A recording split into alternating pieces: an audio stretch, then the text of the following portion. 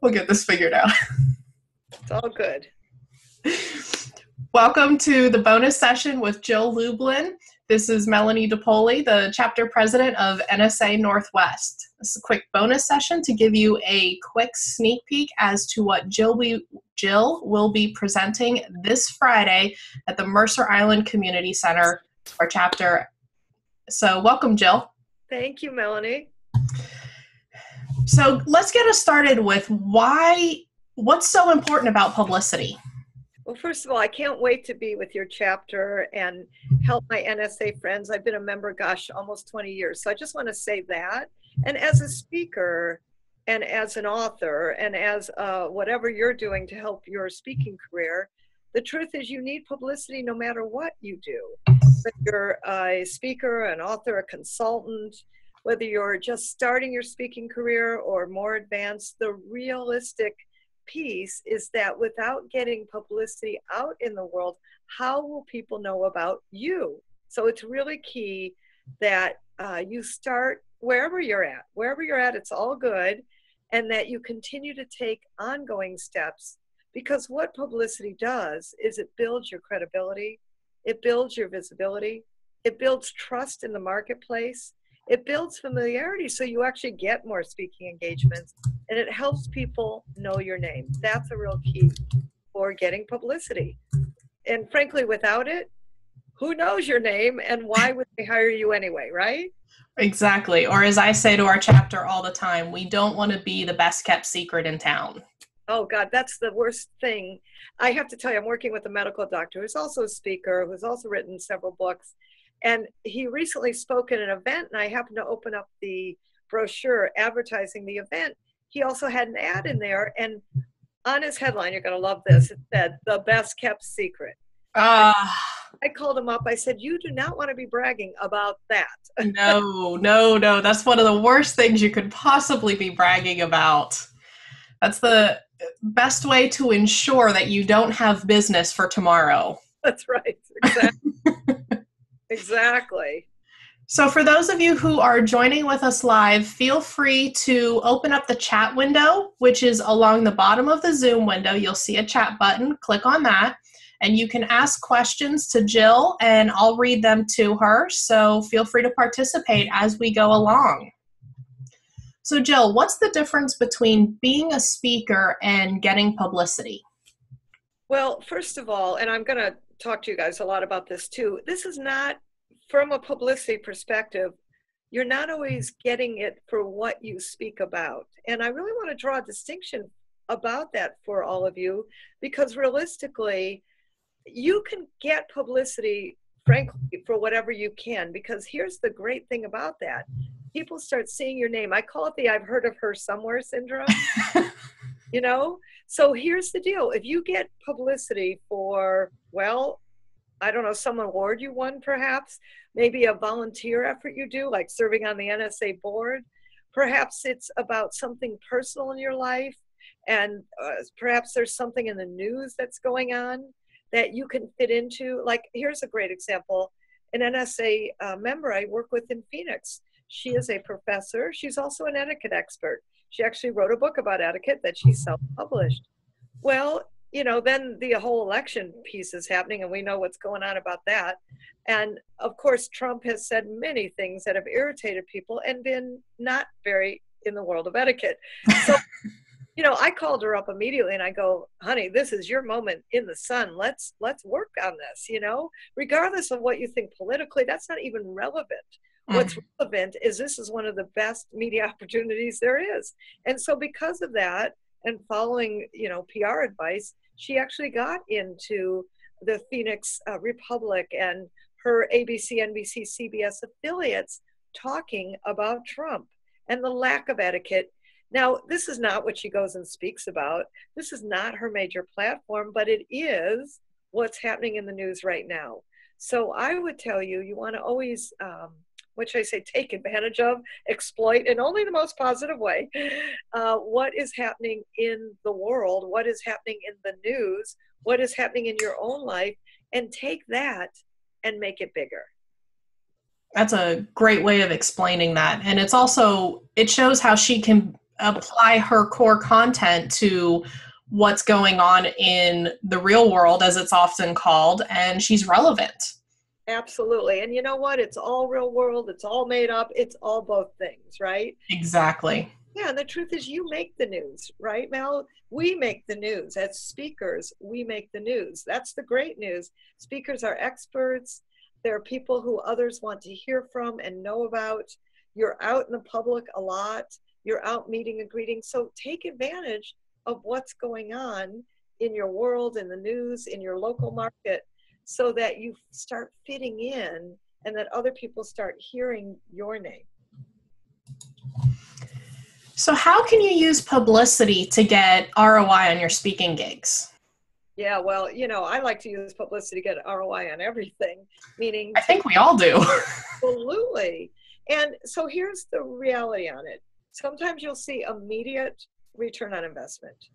In other words, you'll get a speaking gig booked from a publicity piece that somebody saw. Like I have a woman, she took my publicity course. She followed a particular system, did something we call an announcement. I'm going to tell you guys about that on Friday and actually how to do it. And what's wonderful about that is by doing that announcement, which is not a press release, but a very quick, focused about you, so to speak. And by doing that announcement, she actually got 2 speaking engagements. Isn't that wonderful? Mm-hmm. That's ROI on investment. Sometimes your ROI is building your familiarity and name recognition in the marketplace, and that's ROI. You know, the truth is, it's that old thing, if nobody ever hears about you, how would anybody ever hire you? So you've got to keep putting your name out there so that other people keep seeing your name. And, you know, let's just look at celebrities for a minute, right? Hollywood celebrities and all kinds of celebrities, they do a lot of PR. They work hard on a movie set and they're probably exhausted. Probably the last thing they want to do, honestly, is sit for 14 hours in a hotel room, which is about what they do, so that the press comes in and out and they smile nice and put Vaseline on their lips or something. I don't know. But, you know, the truth is they are in press tours for sometimes weeks after a movie's out, for example, or they'll sit in a hotel room while the press marches in and out, which is actually more typical. Well, you know, they're doing that 14-hour day because you have to know about their movie. You have to know about them. They have to be promoting their product. Well, same thing for a speaker. You're the product and you need to keep promoting yourself. And so it's really key that we continue to keep your name out there, that we continue to let people know about you. That's ROI on publicity. And it's that old thing, as soon as they stop hearing about you, well, maybe people stop hiring you. And we certainly don't want that. So consistent, persistent name recognition is one of the keys to success. So you brought up an interesting topic. I've been hearing a lot about lately whether press releases are still relevant or whether they're passé. Do you have a take on this? Yeah, I think they're absolutely relevant. If you talk to any media person, typically they'll say, send me the press release. Absolutely, and encapsulate your story. And I'm going to give you the formula, and we can even cover a little of it now on Friday about how to write a great press release and what makes a great press release. But absolutely, you need one. You know, the media is not going away. I mean, there we go. CNN is still key. They still care about you and what you do. And so what's key is to make your story matter. And I think that's what happens in a press release. It's not that you're speaking somewhere or even that your new book is out. What's key in media is what's relevant to the readers, the viewers, and the listeners. And that's what a press release does. That's an interesting spin on it. Usually we hear the exact opposite, that it's you wait until you get the gig and you announce that, or you have an upcoming book release and you announce that. So that's an interesting spin on it. I can't wait to hear more about that on Friday. Well, thank you. And I'm going to tell you, Mel, honestly, the most boring press releases are you got the speaking engagement or the book's out. I mean, I wish I could say otherwise. I got 4 books. Of course, I want that to be the exciting part, but that's not the exciting part. The exciting part is how it relates to their readers, their viewers, their listeners. And that's what you got to keep thinking about. Not about your speaking career, but about the public. What do they care about? I have to agree. I know when I put my press releases together, the whole told to, you have to do this. I'm cringing the entire time. I'm like, no, please, I don't want to do this. So I can't, like I said, I can't wait to hear more about how you're gonna put a spin on that to help us make it more relevant. So for those of you joining, feel free to type in some questions. And while that's going on, Jill, can you talk about what you're going to cover on Friday? Absolutely. Well, first of all, always being with speakers is such a joy. So I would tell you, come on Friday with your questions. I love answering them and helping you specifically with your questions. What I'm going to focus on is a message that matters. Like, how do you make your message matter? I'm going to give you the formula for making it work, which will then be relevant for press releases too. So I think that will really help you and help you to fully understand how to write a good press release without getting so technical, but really a broad stroke, good overview so that you can clearly and concisely make your media relevant. That's really also what I'm going to cover is how do you make your media relevant? I'm going to talk about your ooh, ah factor. That's a lot of fun. And creating what I like to call the I've heard of you syndrome, and give you real world ways to make that happen so that simply you can get real results. So it's tactical, practical publicity results. They're coming and based on my book, Guerrilla Publicity, and really helping and supporting each one of you with your own guerrilla publicity campaign so that you're not spending a fortune, but really getting ultimate results. So what are some of your powerhouse speaker success stories? Oh, wow. I actually have a lot of them. I've been very blessed to work with numbers of speakers, but one of the things, I have this wonderful speaker, Ryan, and Ryan was great. After I spoke, he came running up to me, Jill, I really want to work with you. I'm like, Ryan, and that was exciting, of course. I'm like, great, Ryan, what do you do? Well, he said he was an instructional designer. And I'm like, no offense, but I don't even know what that is. And then he told me, and well, it was boring. Like, Ryan, no, but we can't really use that. So I asked him to tell me his story, and he did. And his story was that, well, he'd been downsized from a corporate job. He just, well, not only lost his job, but bought a big house. Now we're talking big mortgage payment. He had a pregnant wife with their third child on the way. I'm like, oh my God, Ryan, what'd you do? He said, well, I started my own virtual company, and I started helping people, and I started speaking to create and gather more business. And so I made him into what I called a virtual office warrior. And then Ryan took a vow, that's the acronym, never to work in an office again. That story got him into front page of major magazines like Mac Home Journal, like Home Office Computing, like Entrepreneur Magazine. That story got him into the Chinese Times using everything he's got because he's Asian American. That, in fact, you want to talk ROI, that one article in the Chinese Times got him a $7,000 worth of consulting. Now, as far as I'm concerned, that's a good day. That's a really good day. That's a good day. So Yahoo on that. That's a great success story. Another client, I actually mentioned her briefly earlier. She was actually in my publicity course. She did the announcement piece the way I told her to do it. She actually got 2 speaking engagements right from that piece and then started hosting her own radio show. That's a wonderful success story. Recently, I'm working with a woman right now who's a speaker, and she became a pilot in her 50s. You know, she always wanted to fly. So she started doing it then, and now she's got a self-published book out. Well, guess what? Her self-published book, again, following the publicity system, actually just made an international, that's right, it just happened, international bestseller. Oh, awesome. Yes, she's been featured on multiple panels. In fact, it was wonderful. I happened to be at another event, I don't know, about 2 weeks ago, and I just heard somebody mention her name saying how fabulous she was on the panel. Now, that is great publicity. When other people are talking about you and how fabulous you were or what you did that was so good, right? We love that kind of publicity. And as speakers, it's important that people keep talking well about you. It makes our business much easier when others sell us. Absolutely. Absolutely. Much easier.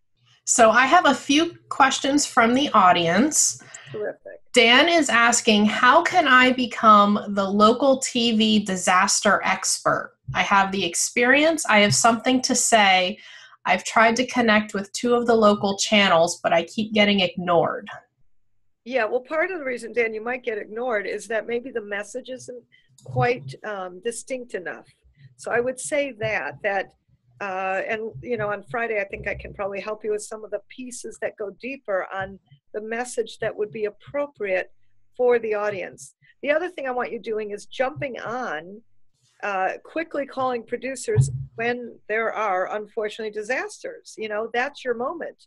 So the thing about being a speaker and having particular expertise is that you have to keep watching media for what's happening in the news. So one thing I would tell you, and hopefully you've done this, is get on Google Alerts and make sure that you're a registered expert on Google Alerts. And Mel, remind me to say that again on Friday in case because that's a really good thing, is make sure you're on Google Alerts. And, you know, keep trying.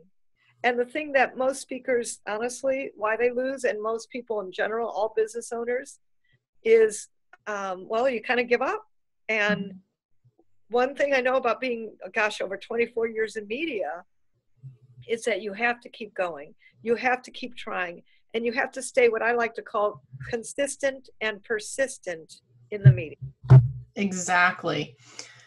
So Dan has also asked, and I've already answered this, if you're going to make your publicity system available to the attendees, and I've already told him yes. Absolutely. You will have more information about that on Friday. Yes, and for asking. Yes. So any final questions from the audience, feel free to type them into the chat. In the meantime, I will walk us through the process of becoming a Google Alert registered expert. We will do that on Friday, Dan, so make sure you sign up. Oh, that's great. Thanks.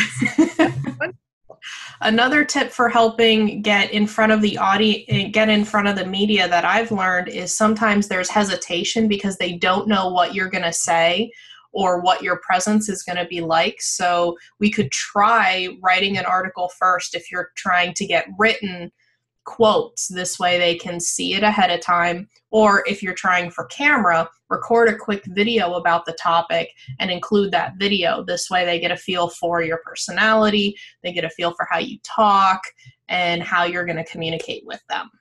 Yeah, and I'll tell you the most important thing is they want quick and focused. We're going to talk a lot about that on Friday, and I'm going to actually play with you guys. I can't wait, and work with some of you on hot seats so that you can not only see how it's done, but really have an experience of speaking quickly and, as I like to say, concisely and precisely. Wonderful. Okay, NSA Northwest, Jill Lublin will be at Mercer Island Community Center for our chapter monthly meeting on Friday, May 20th. I believe that is the date. Yes, it is. I'm coming in. So Friday, May 20th from 1 to 4, we'll have our normal meeting. You'll have your opportunity to learn from Jill. Like she said, we'll have our hot seat available, and she's going to work with us live. So come be prepared, ready to transform how you communicate your business and get ready to create a whole slew of publicity generating opportunities for your business. Do you have any final thoughts? My final thought is I can't wait to work with you. Come prepared to play. You don't have to be perfect. The most important part is taking the first step. So, you know, it's that old done is better than perfect. So please come. Let's help you get your media message honed and understand how to work the media so that you can really get the results that you deserve. I can't wait to see you all. All righty. Bye, everyone. Bye.